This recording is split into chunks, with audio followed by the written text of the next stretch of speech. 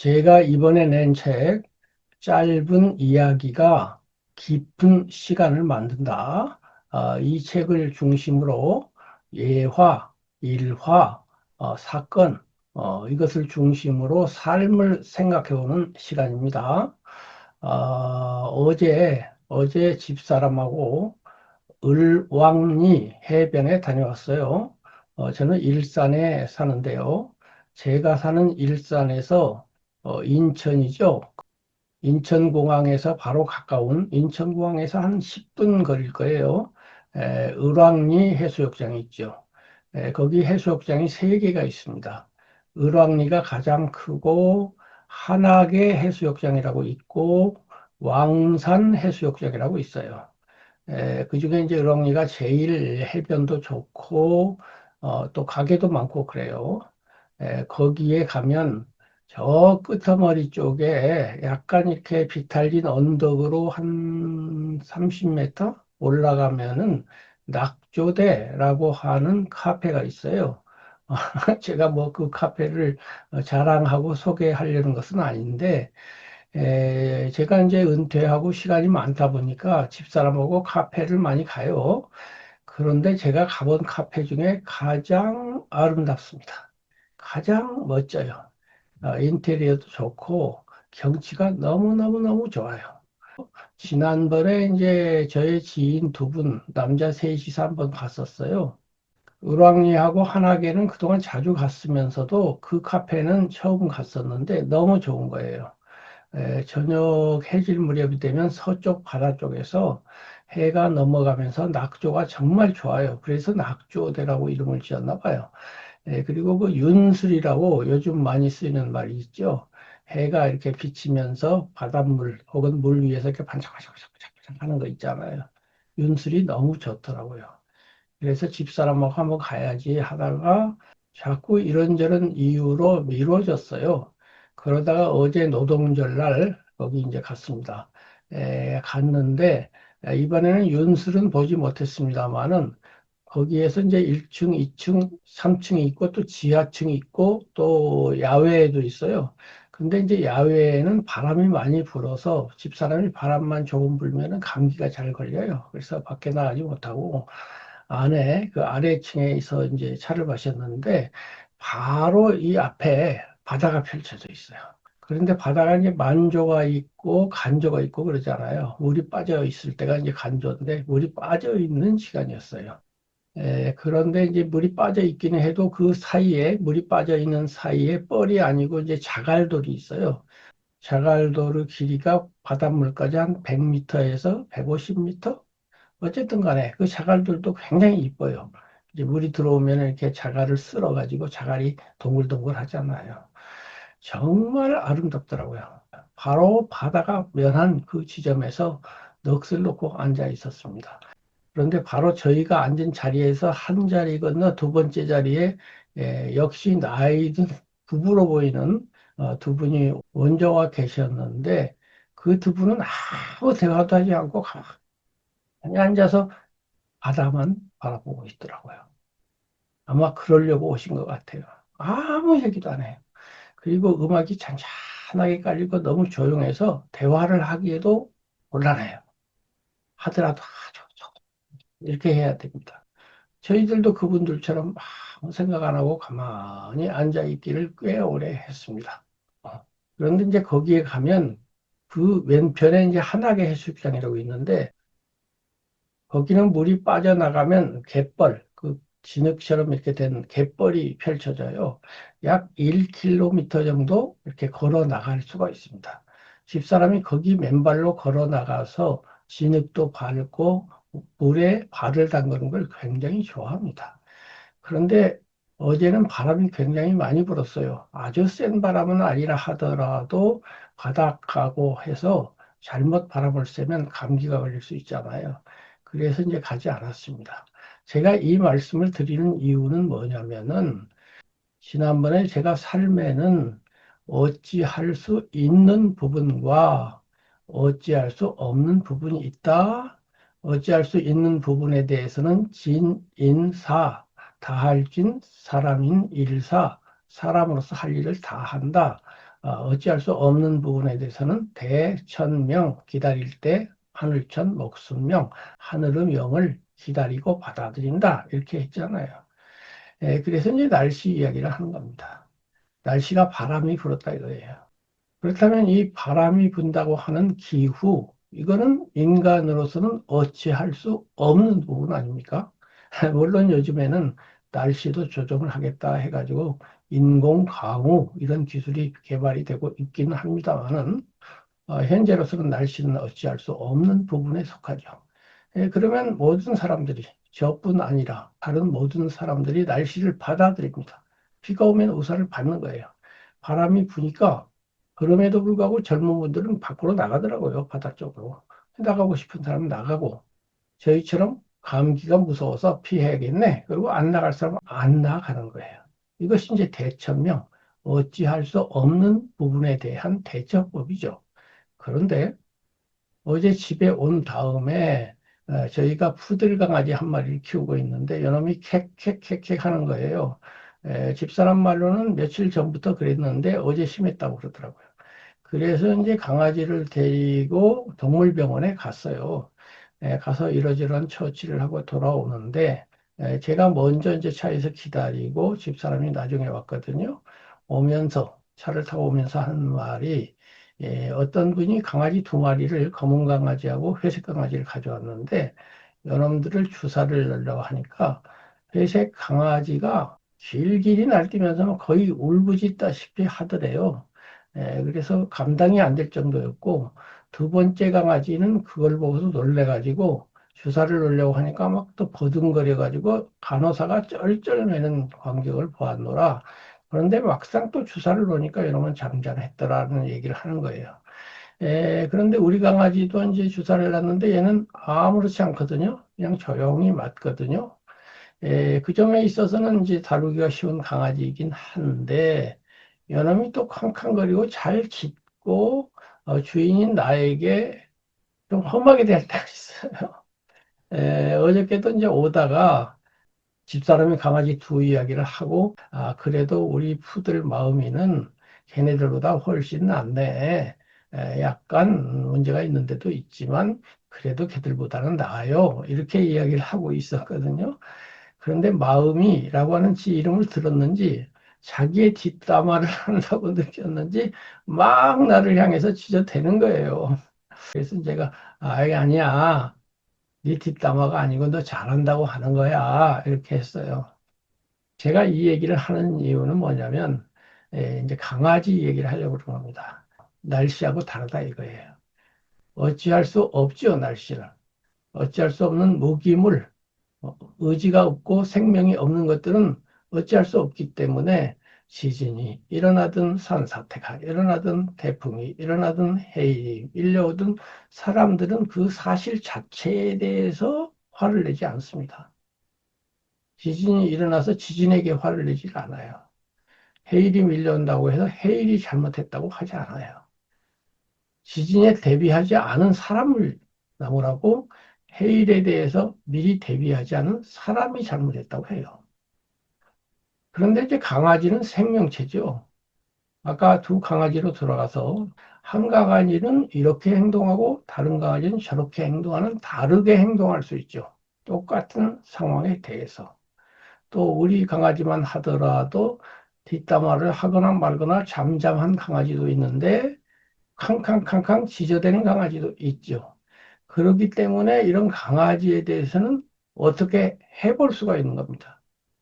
강아지 조련사가 그런 경우에 잘 분석을 해서 캉캉캉캉 짖지 않도록 할 수 있어요. 그럼에도 불구하고 캉캉캉캉 짖는다고 해도 자연물, 지진이나 해일에 준하는 그런 방식으로 사람이 받아들여요. 강아지니까 어쩔 수가 없어. 강아지 보고 나무라고 봐야 어떡하겠니?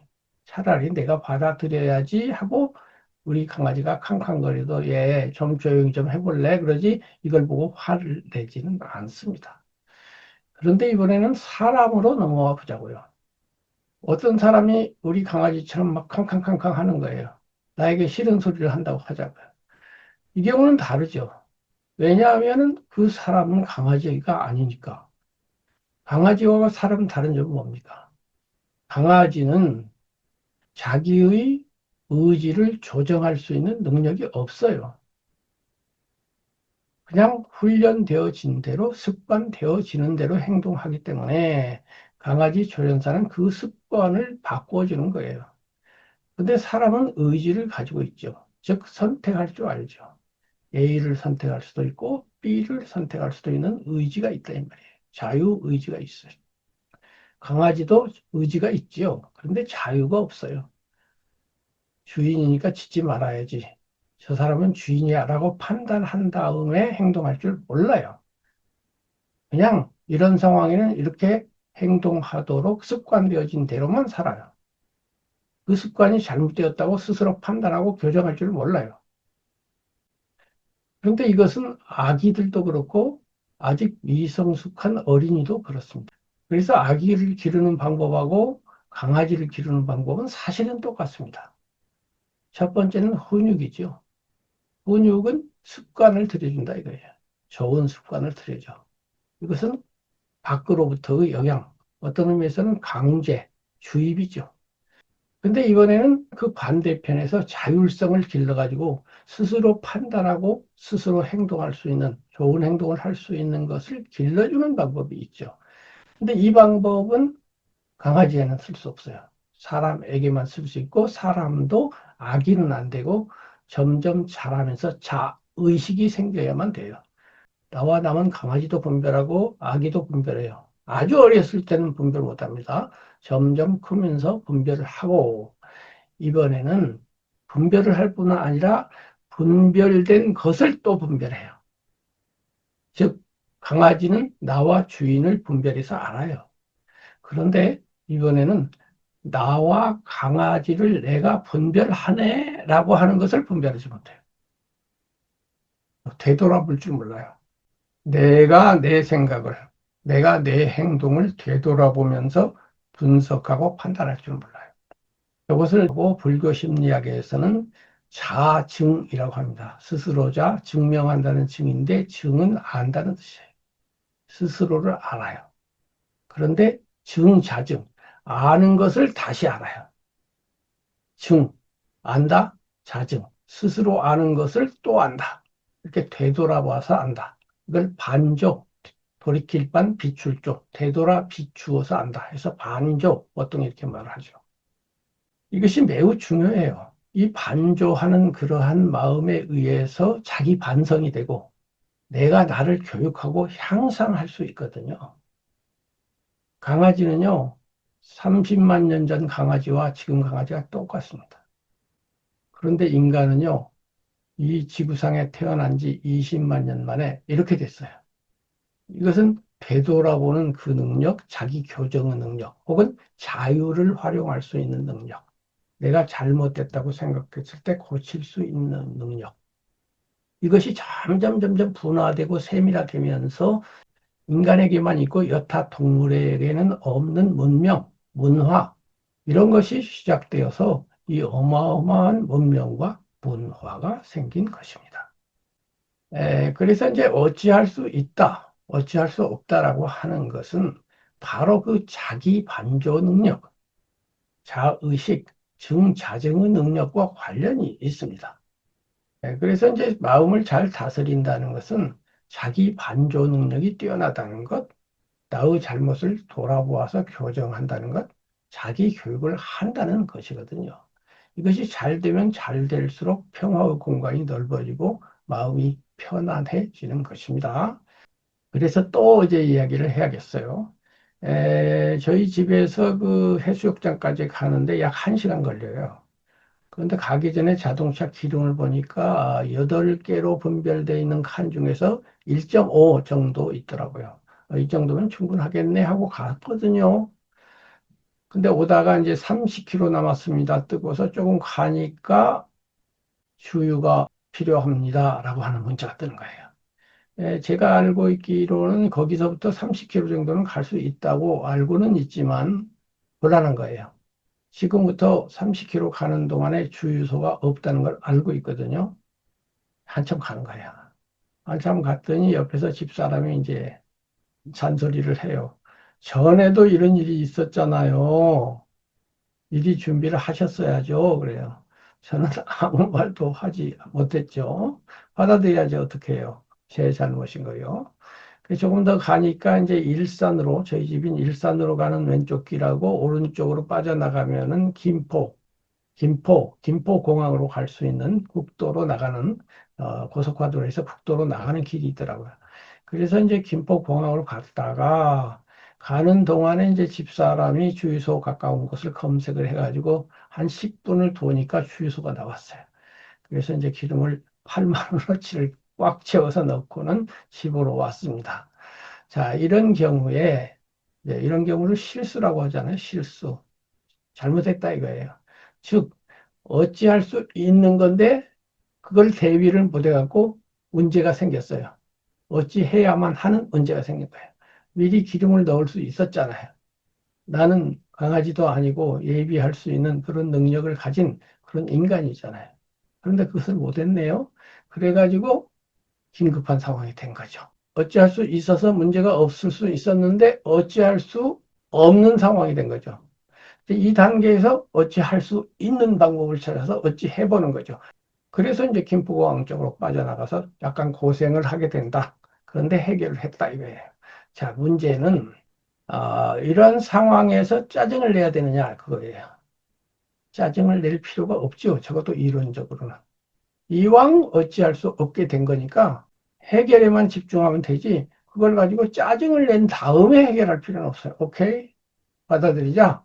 그러고서 그냥 해결만 하는 거예요. 자, 그런데 이번에는 옆에 있는 같이 간 동반자 입장에서 어때요? 제일 좋은 동반자는 오케이, 어찌할 수 없게 됐네요. 고생 좀 하죠, 뭐. 찾아봅시다. 이렇게 되면 정말 좋죠. 근데 이제 한마디 했단 말이죠. 예전에도 그랬잖아요. 라고. 근데 한마디만 하고 더는 안 하더라고요. 아주 그것만 해도 너무 고맙죠. 근데 이론적으로만 말하면 그 말도 안 하고 유쾌하게 어찌할 수 없는 사태가 벌어졌네요. 찾아볼까요? 이러면 어떨까요? 이야, 그건 뭐 100점짜리 아니겠죠. 근데 저희 집사람은 100점까지는 아닌 것 같고 한 95점은 되는 것 같아요. 어쨌든 그렇게 됐는데 그렇다면 이제 반대로 집사람이 뭐 그런 일이 있을 수가 있겠죠. 설거지를 하다가 아주 예쁜 접시 하나를 깨뜨렸어요. 어찌할 수 없게 됐잖아요. 그런 때 내가 어찌할 수 없는 일이 되어버렸네요. 잊어버립시다. 새로 사면 되지요. 뭐 없으면 어때? 이렇게 할 수 있을까요? 글쎄 잘 모르겠는데 어쨌든 하도록 노력해 보도록 하겠습니다. 자, 다른 사례로 가보겠습니다. 한 3년 전부터 제가 금화 피천득 선생님 있잖아요. 수필가로 유명한. 저희 문학이 금화피 천득 선생의 수필에서 시작되었고 제가 수필가로서 문학가가 되었기 때문에 금화 선생님은 제게 아주 중요한 작가이자 또 제가 자주 찾아뵙고 말씀을 많이 나눈 분으로서 제가 가장 존경하는 문학인 중에 한 분입니다. 문학인 중에 한 분이 아니라 으뜸으로 존경하는 문학인입니다. 그런데 저는 이제 평생 문학도 하고 글도 썼지만 문학 단체에 가입한 적이 없어요. 문인협회, 수필가협회, 시인협회 가입한 적이 없고 동화작가로 활동했지만 동화작가협회에도 가입한 적이 없습니다. 그런데 유일하게 금아 피천득 선생 기념사업회에는 가입을 했습니다. 피천득 선생님이니까요. 거기도 가입을 안 하려고 했는데 한 3년 전에 금화 선생님의 자제분이 저를 꼭 가입해 달라고 하고 거기 회장으로 계시는 정정호 교수님 선생님이 직접 서울대 사범대 제자이시고 중앙대학교에서 문학을 가르치셨고 문단에서 큰 활동을 하고 계시는 교수님인데 저에게 직접 전화를 해서 좀 참여를 해주세요. 그래서 이제 참여를 하게 되었습니다. 그래서 작년인가요? 작년인가 이제 이사회를 한다고 오라고 그래요. 문자가 있어서 이제 당일날 갔습니다. 제가 사는 일산에서 금화 피천득 기념관까지 갔는데 기념관이 어디에 있느냐면 잠실롯데, 서울 잠실롯데 3층에 있어요.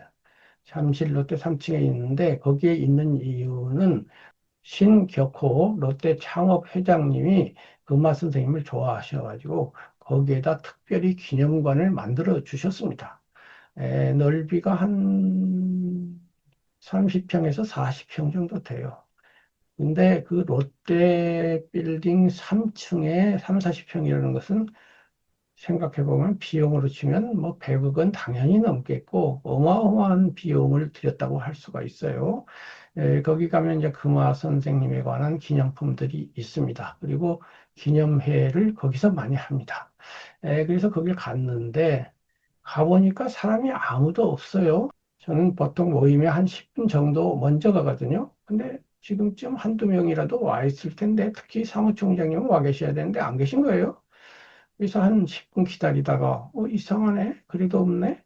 그러고서 다시 카톡 문자를 보니 이사회 오십시오. 카톡 문자 밑에 이사회 일정을 변경합니다. 라는 카톡이 있는 거예요. 날짜가 바뀐 거예요. 그런 줄도 모르고 2시간을 걸쳐서 전철을 타고 바꿔 타면서까지 간 거죠. 자, 이런 경우에 이 어찌할 수 없는 일을 어떻게 받아들이냐 이 말이죠. 일단 짜증 거 화를 내야 되느냐 안 내야 되느냐 이 말입니다. 저는 말씀드린 것처럼 이런 데 대한 생각 정리가 제법 돼 있는 편이어서 바로 오케이 했습니다. 짜증내면 뭐해요? 이미 일은 벌어졌거든요. 어찌할 수 없거든요. 오케이? 이렇게 됐네. 휙 웃었죠. 웃고 일어나서 천천히 걸어서 나왔습니다. 그리고 다시 2시간에 걸쳐서 집으로 돌아온 적이 있습니다. 자, 이것을 오늘은 좀 길게 이야기하게 되겠는데요. 엘리자베스 퀴블러 로스라고 하는 연구가가 있죠. 죽음을 받아들이는 5단계 이론을 제시한 분이죠. 죽음, 죽음이 뭔가요? 지금 문제를 이야기하고 있는데, 문제를 받아들이는 방법, 관점을 이야기하고 있는데, 삶에서 생기는 문제 중에 가장 큰 문제가 뭔가요? 죽음이죠. 죽음보다 큰 문제가 없잖아요. 그런데 이제 이 죽음을 받아들일 때 사람들이 5단계를 거친다라고 하는 이론인데요. 이분이 이제 죽음을 앞둔, 누구나 죽음을 앞두고 있지만, 예를 들면 뭐 암에 걸려서 3개월을 살 수 있습니다. 1년을 살 수 있습니다. 이런 경우 말하는 거예요. 그런 분 5천 명을 인터뷰해가지고, 그것을 정리했더니 거의 모든 사람이 이 5단계를 거쳐서 죽더라. 라고 해서 이 이론이 나왔는데요. 5단계는 첫 번째는 거부입니다. 당신은 앞으로 3개월밖에 살 수 없습니다. 라는 판정이 나오면 아닐 거야. 그럴 리가 없어 하면서 사실을 받아들이려고 안 해요. 이른바 현실 부정이죠. 그래서 이제 다른 병원을 찾아보고 다른 의사를 찾아봅니다. 2군데, 3군데. 그런데 같은 결과가 나오죠. 이렇게 해서 이제 앞으로 내가 3달밖에 살지 못한다 라고 하는 것이 확인이 되면은 화가 난다고 합니다. 분노해요. 왜 나에게 이런 일이 일어나는 거야? 하고서 하느님을 원망하든지 뭐 팔자를 원망하든지 간에 화를 낸다는 거예요. 세 번째는 이제 타협입니다. 타협이라는 건 뭐냐면은 3달밖에 살 수 없습니다 라고 하는 상황을 6달만 살면 안 될까요? 한 3년만 더 살면 내가 마지막으로 꼭 하고 싶은 일은 마치겠는데, 라는 등등 해서 이제 조정과 타협을 한다는 것이고요. 그것이 또 실패한 다음 단계에서는 우울해지고 슬퍼진다는 것입니다. 그래서 감정적으로 쭉 처져갖고 이제 맥이 빠져가지고 있고, 제가 아는 어떤 분들은 그 단계에서 계속 술만 마시다가 거의 폐인이 되어서 돌아가시는 분도 보았습니다. 그리고 이제 마지막 단계에서 수용, 받아들인다. 어쩔 수 없지. 이렇게 된다는 겁니다. 수용이라는 건 대천명이죠. 그리고 앞에 4단계는 뭔가요? 수용 전 단계에서 진인사, 어떻게 해보려고 하는 거예요. 그런데 어떻게 해보려고는 하지만 해도 안 되는 거잖아요. 그것은 앞에 제가 말씀드린 것으로 들어가서 날씨 같은 거예요. 날씨가 바람이 부네? 어찌할 수 없잖아요. 받아들이면 되잖아요. 날씨에 맞추어서 행동하면 되잖아요. 그러면 석 달밖에 못 사네?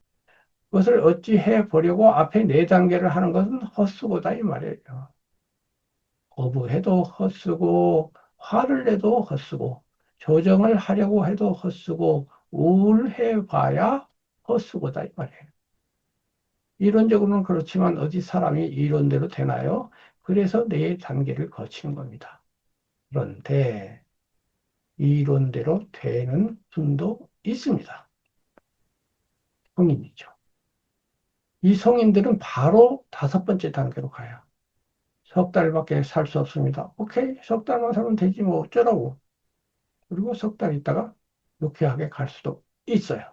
이러면 이제 죽음을 초월한 해탈자이자 성인이 되겠죠. 소크라테스를 생각해 봅시다. 소크라테스는 죄도 없는데 고발을 당했어요. 그리고서 재판정에 갔더니 사형 하고서 판결을 받았어요. 석 달도 아니고 아마도 일주일 내에 이제 죽어야 되는 거예요. 실제로는 조금 더 살았어요. 그 당시 이제 아테네 관습에 따르면은 그 축제의 배가 있었거든요.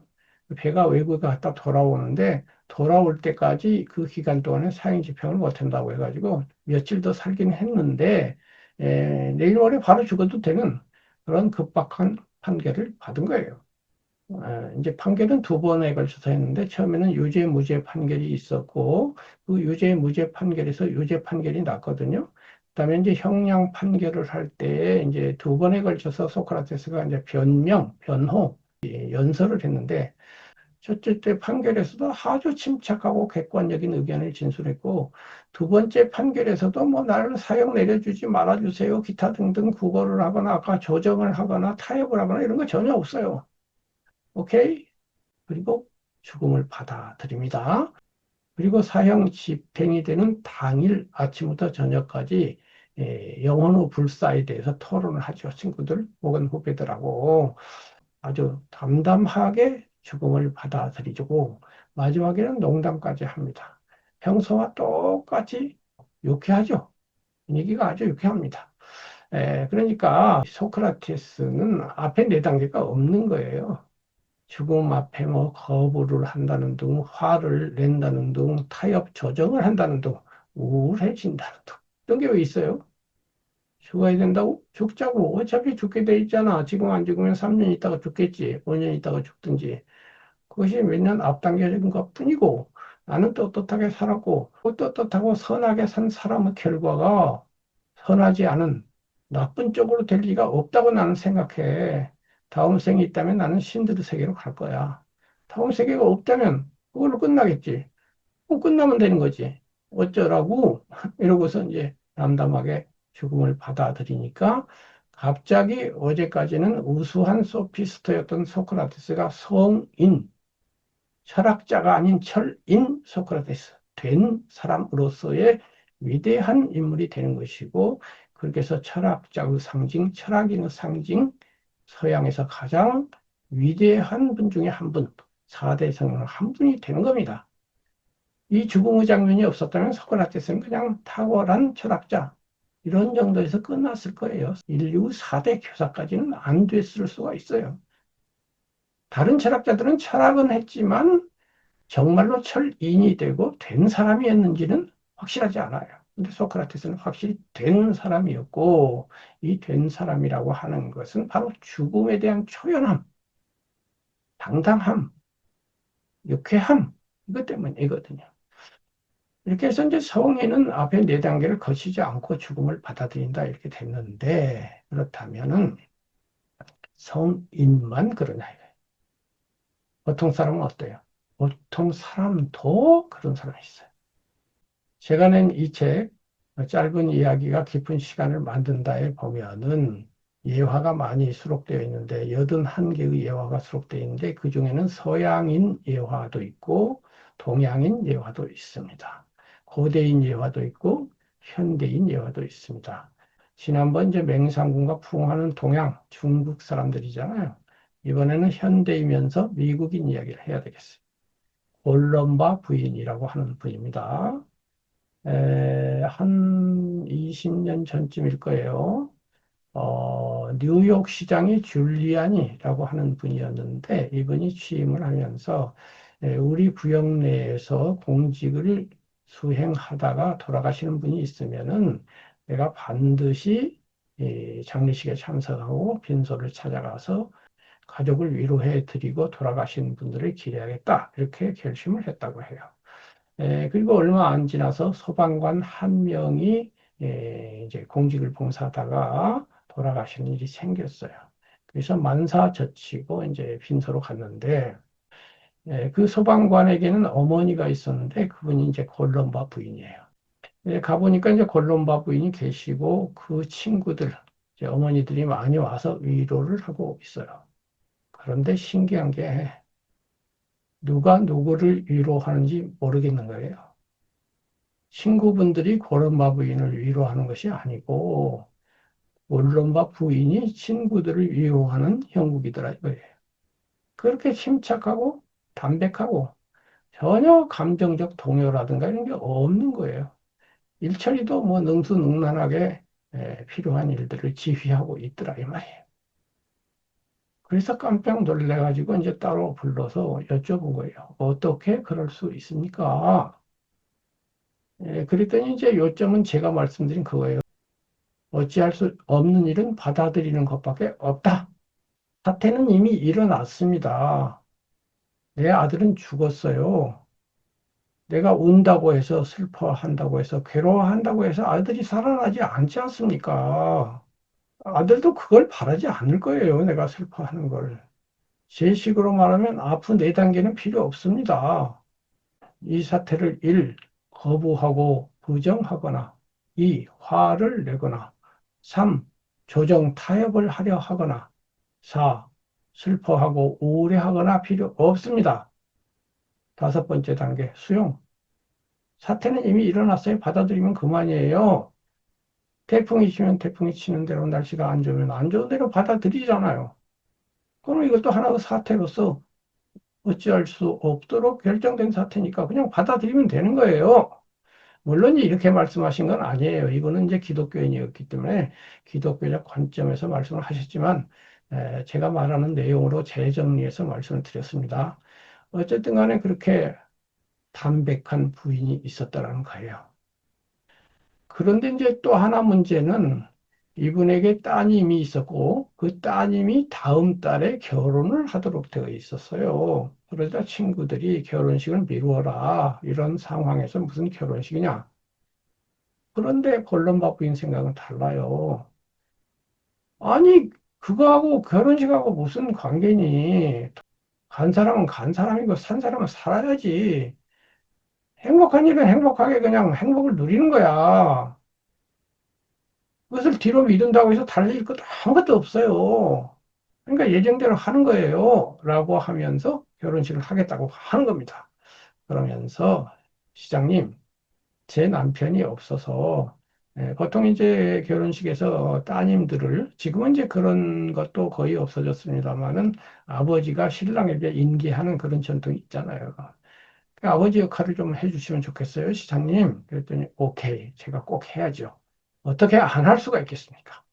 이렇게 해서 이제 약속을 했는데 이것이 신문 기사에 났고 다음 달, 한 달 뒤 결혼식이 있었다고 해요. 그러자 신문 기사를 읽은 수천 명의 시민들이 와서 축하를 해 주었다라고 하는 내용을 읽은 적이 있습니다. 또 한 분은 사례는 이제 동양 현대로 넘어와서 직접 본 건 아니고 그분은 며느님에게서 들었어요. 고심사라고 하는 절이 있습니다. 충청북도 음성에 있는데요. 제가 평택에 오래 살았는데 평택에서 충청도 쪽으로 넘어가다 보면 안성을 거치게 되고 안성을 넘어가면 음성군이 됩니다. 충북으로 넘어가게 되죠. 바로 그 안성에서 충북으로 바로 넘어가는 바로 그곳에 산이 있고 그 산에 고심사가 있는데 고심사에서 보면은 이제 동쪽으로 멀리 산들이 첩첩이 보이고 그 중간에 호수도 있어서 전망이 아주 좋습니다. 그래서 관광 삼아 찾아오는 분도 꽤 있어요. 거기에 이제 권 법사님이라고, 권오현 법사님이라고 하는 분이 이제 주지법사로 계셨어요. 그분하고는 이제 불교계에서 오래전에 이제 친분이 돼가지고 자주 찾아뵙고 그랬는데, 그분의 어머님이 이제 고원만심 보살님인데, 그분이 창건한 절이에요. 이분이 절을 두 개를 창건하셨고, 한 개를 중창하신 화주라고 그래요, 불교에서는. 중창을 하는 경제적인 총지휘를 한 사람을 화주라고 하는데, 그런 화주보살이셨어요. 그런데 이분이 남자처럼 아주 씩씩한 대장부, 여장부였던가 봐요. 그분 이야기를 이제 제가 갔을 때는 그분은 이미 돌아가셨고, 권법사님 사모님이 계신데, 그 사모님 보살님으로부터 이제 그 시어머니죠. 이제 시어머니 이야기를 두 번에 걸쳐서 들었고, 그것을 녹음까지 해 두었습니다. 그런데 이 고 원만심 보살님의 마지막 장면, 이 장면이 지금 골룸마 부인하고 똑같거나 어떤 면에서는 그보다도 더 훌륭하고 어떤 면에서는 제가 알고 있는 한국 현대 고승 그 누구보다도 뛰어납니다. 한국 현대 고승 누구를 생각하시나요? 성철 스님도 떠오르고 법정 스님도 떠오를 수 있습니다. 그 밖에 뭐 경허, 만공, 뭐 수월, 기타 등등 한국 고승 많죠. 현대 고승들이요. 근데 그 어떤 분도 이분처럼 마지막을 맞이하셨다는 분은 저는 알지 못합니다. 이것은 무엇을 의미하느냐? 얼핏 보기에는 일반 사람인데도 성인에 준하는 죽음을 맞이하는 분이 있다는 겁니다. 그리고 우리는 그것을 보아낼 줄 알아야 됩니다. 이름이 유명하다? 100만 명이 존경한다? 저는 그런 거 믿지 않습니다. 제일 중요한 것은 죽음입니다. 죽음을 초연하게 맞아들이는 사람이 진짜 도인. 죽음을 초연하게 맞아들이는데 다른 일인들 초연하게 못 맞아들일 것이 무엇입니까? 물론 이것만으로 완전한 성인이 되지는 않습니다. 성인이 되려면은 죽음도 초연하게 맞아들여야 하지만 삶에는 죽음만이 아니라 수많은 문제, 살아있는 동안에 100가지, 1000가지, 1만 가지, 100만 가지 문제가 있잖아요. 그 100만 가지 문제 중에 90% 이상에 대해서 초연할 수 있어야 이제 성인이 되겠고 100%가 가능하다면 그거는 이제 부처님이 되겠죠. 불교 같은 부처님, 기독교 같으면 예수님이 되겠습니다만은 적어도 죽음을 초연하게 맞이했다면은 그 분야에 관해서는 거의 성인에 준하는 것이고 지금 죽음을 초연하게 맞이한 분으로서 고만 심보살님을 얘기하려고 하는데 이분이 모든 문제에 대해서 그렇게 초연했던 건 아닌 것 같긴 해요. 이분도 실수를 한답니다.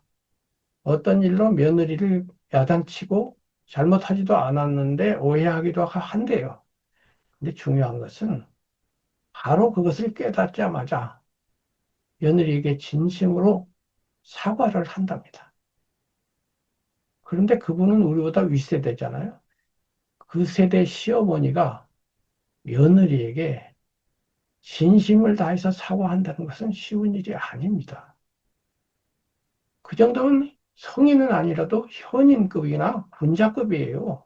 아주 훌륭한 거죠. 이분이 굉장히 진실하셨던 분이라는 것이 그 권법사님 사례에서 드러나는데 권법사님이 낸 책에 보면 이런 얘기가 있어요. 자기가 이제 초등학교 뭐 저학년 정도 되는 시절인데 그때 이제 그 자기가 사는 지역 일대가 다 자기들 돈이었답니다. 굉장한 부자였던 거죠. 그래서 이제 비가 오면 옛날에는 이제 비가 오면 그 논에 물이 넘칠 수가 있어요. 그래서 넘치지 않도록 그 물 구멍이죠. 물이 빠져나가는 구멍의 높이를 조정을 해야 돼요. 평소에는 높여놨다가 이제 비가 오면 반쯤으로 낮춰야 돼요. 넘쳐 흐르도록요. 그래서 이제 그 구멍을 보러 이제 가는 겁니다. 가는데 엄마하고 같이 간 거예요. 이제 가는 동안에 이제 비가 그쳤거나 뭐 그랬나 봐요. 돌아오는 거예요. 돌아오다가 우연히 이 길가에 이제 풀무더기가 있고 거기에 이제 그 참새 있잖아요. 참새 둥그리가 있는데 참새 새끼가 한 마리 있는 거예요. 그래서 그것을 잡아가지고 이제 집으로 왔대요. 근데 거의 10리길이나 된답니다. 그러니까 적어도 30분 이상 걸어온 것 같아요. 그런데 이제 어머니가 말씀하시더라는 겁니다. 예, 네가 참새를 잡아올 때는 내가 생각을 못했는데 와서 생각하니까 걔가 얼마나 엄마가 보고 싶겠니. 우리는 잘못한 거야. 다시 갖다 놓자. 그러면서 어린 거목살을 손을 잡고서 새를 보호하면서 다시 30분 이상을 걸어가서 그 자리에 놓고 왔다는 거예요. 이 한 사례만 보더라도 자기가 잘못할 수 있죠. 실수할 수 있습니다. 문제는 그 실수를 반복하느냐, 실수를 교정하느냐에 달려 있죠. 논어에 이런 말씀이 있습니다. 과의 불개가 시위 과의니라. 허물과 잘못, 과의, 허물을 해놓고 불개, 안입을 고칠게, 고치지 아니하는 것이 시의, 이시자, 이을 이자, 허물 과자, 어조사 의자. 허물을 고치지 아니하는 그것이 진짜 허물이다. 잘못을 고치지 않는 것이 진짜 잘못이다. 즉, 잘못을 할 수는 있다. 문제는 그것을 고치냐, 고치지 않느냐, 이다. 처음부터 잘못을 안 하면 좋겠지만 그것은 어려우니까 공자님은 굉장히 현실적이죠. 잘못을 했다고 치고 바로 고치면 그것은 잘못이라고 할 수 없다. 이런 말씀인데 바로 그러한 경우이죠. 그런데 이 고엄만신 보살님이 굉장히 또 용감하신 분이어서 그 평양 분이거든요. 근데 서울대학교에서 처음으로 간호학과가 생겼을 때 거기에 응시하려고 걸어서 서울까지 왔답니다. 소녀가요. 근데 와보니까 접수 마지막 날 5시까지인데 5시 30분이 된 거예요. 넘은 거예요. 그래서 접수 불가 이러는 거예요. 안 돼요. 나는 지금 평양 써왔고 반드시 되어야 해요. 하고서 거기서 잠을 자면서 버티겠어요. 하고서 몇 시간을 버티니까 알았다 하고서 접수를 해가지고 간호학과에 들어갔다는 것입니다. 그리고 간호학과에서 우수한 성적을 거두었고 그리고 그 서울대학교 교수이자 의사였던 분과 결혼을 했어요. 그래서 그 남편은 충북대학교 도립병원장까지 지내신 그런 또 유명한 의사로서 좋은 활동도 하신 그런 분인데 그러다 보니까 이제 당시 정계, 재계의 그 유력자들하고 또 많이 교류를 하는데 이분이 집안살림 같은 건 안 하시고 다 며느리한테 맡기고 그런 분들과 교류하면서 그 인맥을 활용해 가지고 이제 저를 중창하고 이렇게 하신 거죠.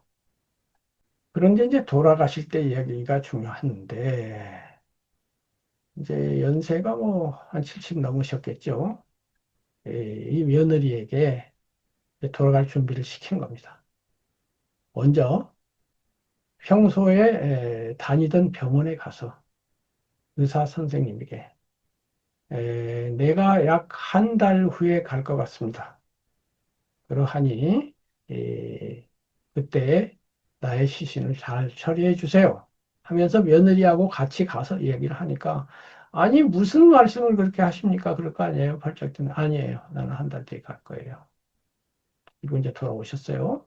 그리고 며느리에게 하시는 말씀이 내가 이번 동짓날 갈 거야. 그 당시에는 이제 음력이 중요했던 시절이죠. 그런데 지금처럼 시신을 냉동 보관하던 시절이 아니어서 바로 부패를 하기 때문에 3일 이상 시신을 두기가 어려워요. 그래서 3일장을 하는데 말은 3일장이지만 실제는 2일장이죠. 왜냐하면 돌아가시는 당일도 하루를 치고 그 다음 날 치고 세 번째 날은 오전이나 바로 이때 발인을 하니까 중간에 하루만 온전하고 앞뒤는 온전한 하루가 아니죠. 이것이 이제 3일장인데 이런 경우에 이제 온 3일장이라고 하죠. 온은 가득하다, 충분하다. 하루 24시간을 다 하는 것을 이제 온이라고 한다면 온 3일장을 치르게 해주겠다. 즉 마지막 날은 그렇다 치고 첫날을 24시간으로 채워주겠다 이 말이죠. 그렇게 하려면 어떻게 해야 돼요? 밤 12시가 딱 넘자마자 돌아가셔야 돼요. 12시부터 이제 넘어가면 그 다음날이 되니까 12시 10분에 돌아가시면 거의 온 3일장이 되잖아요. 그러니까 온 3일장을 치르게 해주겠다라고 하는 날은 내가 나의 죽는 시간을 결정하겠다는 거잖아요. 그게 가능한가요? 이렇게 이야기하고 그렇게 돌아가신 고승이 있나요? 현대 고승도 없고 역사적 고승도 없어요. 원효 대사가 그렇게 가셨나요? 의상 대사가 그렇게 가셨나요? 고조 국사가 그렇게 가셨나요? 서산 대사가 그렇게 가셨나요? 사명 대사가 그렇게 가셨어요? 그렇게 가셨다는 것이 역사적 기록으로 남아 있으면 그런 분들은 지금 거의 소크라테스급 서양으로 치면 존경을 받을 것입니다. 중국에 천 몇백 명이나 되는 유명한 선사님들도 있지만 그런 분도 나는 그렇게 가셨다는 기록은 아직은 못 봤어요. 달마 대사가 그렇게 갔다는 것도 못 봤고 해능 대사가 그렇게 갔다는 것도 못 봤고 마조, 백장, 임재의현 이런 분도 나는 그렇게 갔다는 얘기를 읽은 적은 없습니다. 이야, 정말 대단하죠. 실제로 그렇게 가셨으니까요. 그러고서 온 3일장을 치르게 하겠다라고 하면서 또 준비를 하는 겁니다. 며느리 친구들을 다 불러 모아서 식사 대접을 잘 하면서 내가 가고 나면 이 마음 약한 아이가 너무 슬퍼할 것 같으니까 여러분들이 잘 도와주세요. 이렇게 하고서 이제 당일날이 되었습니다. 당일날 평소처럼 소크라테스와 똑같죠. 평소처럼 똑같이 지내요. 마작을 좋아하셨다고 그래요. 친구들하고 마작을 하면서 평소같이 재미있게 지내요. 그리고 밤 12시가 되었어요. 그리고 누우셨어요. 12시가 지났잖아요. 그리고서 12시 15분에 돌아가셨다는 겁니다. 이야, 어마어마하지 않습니까? 너무나 놀라워서 제가 한 번 취재한 게 아니라 두 번 녹음을 했어요. 이제 그 며느님까지도 이제 돌아가셨지만은 정말 놀라운 일이죠. 그런데 이번에는 또 기독교 사례가 있어요. 불교만 이야기하면 편파적일 수 있잖아요. 제가 아는 유명한 서울대학교 교수님이 계신데, 서울대에서 학장까지 지내신, 이름을 특정해서 말씀드리지는 않겠는데, 그분 부인이 문학가였어요. 소설가로서 유명한 분이었죠. 그리고 암 진단을 받고 27일 만에 돌아가셨습니다. 그래서 이제 그분 빈소를 방문했었는데, 그 뒤에 이제 그분의 요청에 의해서 평촌에 있는 어느 찜질방에서 찜질복을 입고 7시간 동안 대화를 한 적이 있어요. 그분에게 부인은 그분의 표현에 따르면 아내이자 애인이자 친구이자 어머니이자 딸이었답니다. 아내가 간다는 사실만으로도 절반의 죽음에 해당이 됩니다. 어머니가 가시면요, 역시 절반에 해당돼요. 딸이 가면 역시 절반에 해당이 돼요. 애인이 가면 역시 절반에 해당이 돼요. 그러니까 거의 정신적으로는 죽은 거나 마찬가지죠. 이렇게 되면 지난번에 얘기한 것처럼 사람의 마음이 1인분 1.0이어야 되는데 0.1이 되어버립니다. 나머지 0.9 어떻게 돼요? 치유해야 되죠. 누군가가 도와줘야 되죠. 이런 사람은 남을 알 수가 없어요. 설사 잘못했어도. 즉, 아내의 죽음이 남편의 책임이라 하더라도 책임을 물으면 안 됩니다. 책임을 물을 수 없습니다. 물어서는 안 돼요. 그 책임은 이 치유가 끝나서 1.0이 되었을 때 가서 물어볼 수 있는 거예요. 지금은 무조건 무죄예요. 아무 잘못이 없어요. 당신은 먼저 당신 자신부터 보호해야 돼요. 그런데 이분이 하시는 말씀이 서울대 교수고 학장까지 지냈고 유명인이고 하니까 주변에 훌륭한 의사가 좀 많고 정신과 의사가 좀 많고 철학자가 좀 많고 지혜로운 사람이 좀 많겠습니까? 많은 그 모든 사람들이 지금 말한 제가 말씀드린 이 이치를 모르더라는 거예요. 전부 자기를 비난하고 비판하더라는 거예요. 왜 아내를 평상시에 잘 돌봐주지 않았느냐? 왜 사전에 정기 점검을 해가지고 병을 미리 발견해서 치료해야지 방치했다가 한 달밖에 안 남았습니다라는 이때 가서야 병의 진단을 받았느냐라고 하면서 직간접적으로 자기를 비난하고 책임을 묻는다는 거예요. 이번 말씀은 우리가 원래 그래요.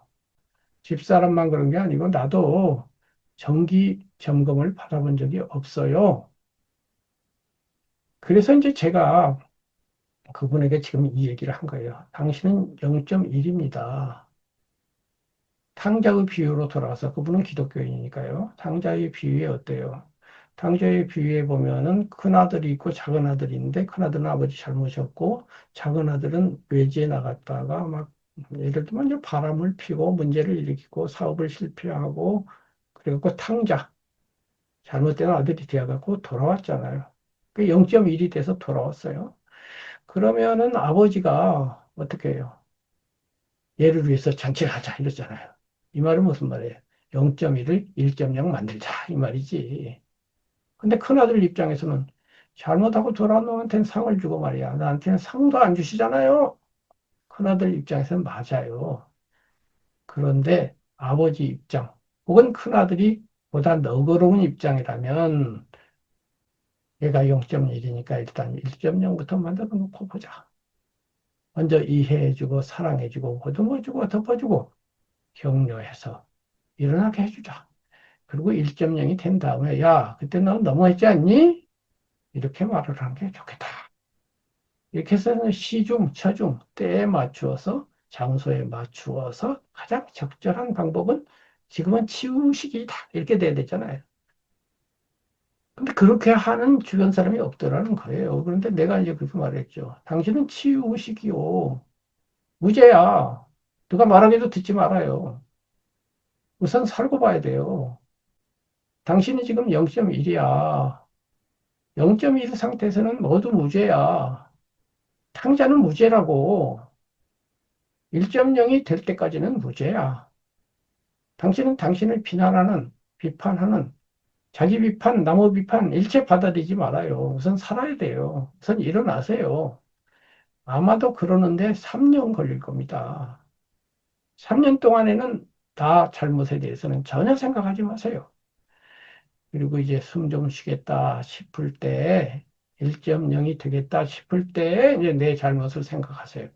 그때 다시 저에게 연락하세요. 라고 말을 했어요. 그랬더니 그분이 하시는 말씀이 나는 0.1이 아니라 0입니다. 0.1반이에요. 라고 할 정도로 힘들어 하시더라고요. 그리고 정말로 3년 뒤에 이제 배웠는데 그때는 많이 회복이 되었고 어쩌면 지금쯤은 새로운 애인이 생겼을 수도 있습니다. 꼭 생겼다는 건 아니고요. 어쨌든 이러한 사례가 있는데 요점은 그것이 아니고 그 부인이에요. 암 진단을 받은 부인. 그분 역시 이제 작가이자 기독교인이신데 역시 그분 또한 소크라테스처럼 올런바 부인처럼 원만심 보살님처럼 딱 첫 단계에서 받아들이더라는 겁니다. 아, 그래요? 하고서 전혀 감정 동요도 없었고요. 그 27일 동안은 이제 학교 일을 잠시 중지하고 이제 부인을 돌보는데 전력을 기울였는데 부인이 하시는 말씀이 당신이 일이 바쁘다, 작품 활동해야 된다, 전지해야 된다, 외국에 가야 된다 하면서 바빠가지고 나하고 단촐하게 즐기는 시간이 거의 없었잖아요. 그런데 내가 이렇게 아프니까 그런 시간을 갖게 되네요. 너무 행복해요. 라고 하시더라는 겁니다. 그리고 별다른 감정적 동요를 보이지 않고 조용하게 가셨다고 합니다. 이런 분들, 이렇게 가시는 분들 우리 주변에 더러더러 있어요. 고 원만심 보살님처럼 자기가 갈 날을 지정해놓고 시간까지 맞춰서 가는 사람은 뭐 거의 100만 명 아니라 1억 명 가도 한두 명 있을까 말까 할 정도니까 성인급이에요. 이런 분들이 우리 주변에 현재 이 시대에도 살았더라는 겁니다. 그 말은 우리도 나도 그렇게 될 수 있다는 것입니다. 그리고 그 요점은 어찌할 수 없는 상황에 대해서는 앞으로 네 단계를 거치지 않는 것, 거부하거나 부정할 필요 없다. 화를 낼 필요도 없다. 그걸 어떻게 해본다고 조정하고 애를 쓸 필요도 없다. 또한 우울하거나 슬퍼할 필요도 없다. 콜롬바 부인의 말처럼 사태는 이미 일어났습니다. 어찌할 수 없습니다. 라고 끊어버리는 힘. 중국 후한 시대에 곽태라고 하는 사람이 사람을 감별하기에 아주 재능이 있었어요. 딱 보면 아는 거예요. 그런데 어느 때 맹민이라고 하는 사람에게 이제 솥을 주문했어요. 음식을 삶고 찌는 솥 있잖아요. 근데 솥이 질그릇으로 된 솥이에요. 이 사람이 솥을 쥐고 왔다가 잘못해가지고 내려놓는 동안에 깨져버렸어요. 그러자 이 사람이 그대로 일어나서 가버리는 겁니다. 더 이상 말도 하지 않아요. 그래서 여보, 여보, 여보 하고 불렀어요. 왜 그냥 가는 거요? 뭐 한마디라도 해야지. 그랬더니 이 사람 하는 말이 솥은 이미 깨어졌어. 더 이상 돌아보고 말해서 무엇하겠습니까? 그러는 거예요. 보통 이런 경우에 아까 말한 아프 네 단계를 거치잖아요. 안 깨졌을 거야. 화가 나. 아이고, 깨지지 않았더라면 좋았을 것을 기분이 나빠져. 이런 거 거치잖아요. 근데 이 사람 바로 수용. 어찌할 수 없는 일이 벌어졌네? 오케이. 받아들이지 뭐. 그래갖고 솥을 주문한 사람하고 한마디라도 할 것도 같은데 그것도 안 하고 그냥 가버리는 거예요. 이 깔끔함. 이것을 보고 이 사람 보통 사람 아니네? 하고서 너 공부 좀 해봐. 해갖고 공부를 시켜서 대성을 하게 되었다라는 이야기가 있습니다. 이렇게 마음꼬리를 잘라버리는 것.